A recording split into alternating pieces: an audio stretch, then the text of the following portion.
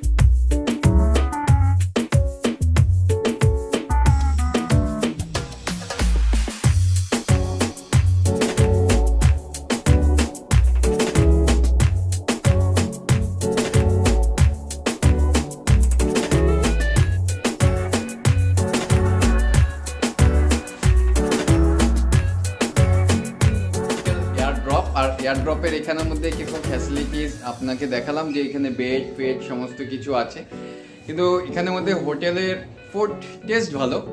একটা কথা বলবো, আমি এখানে ফুড খেয়েছি সমস্ত কিছু, কিন্তু টেস্ট ভালো। কিন্তু একটা কথা আপনাকে বলতে চাই, যা লিস্টে লেখা থাকবে তা আপনি নাও পেতে পারেন, এটা সত্যি। আমিও দেখেছি, আমি যা লিস্টে অর্ডার দিচ্ছি সে সময় খাওয়ার নেই।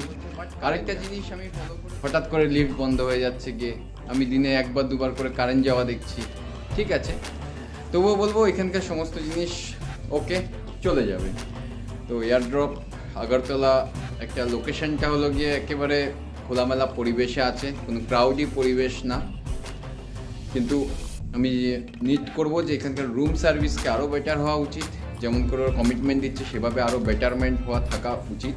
অবশ্যই সফটনেস থাকা উচিত, সেটাই আমি এক্সপেক্ট করব।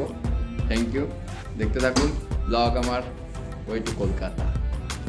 টেরিফ হিসাবে রুমের কোয়ালিটি সেরকমও যে আউট অফ 5 দেবো সেটা না, তবু সিটির মধ্যে এরকম একটা ভালো হোটেল, এরকম একটা সিটির মধ্যে, এত সুন্দর সিটির মধ্যেও এরকম একটা ভালো হোটেল আছে প্রাকৃতিকের মধ্যে, সেটার জন্য আমি বলবো ঠিক আছে।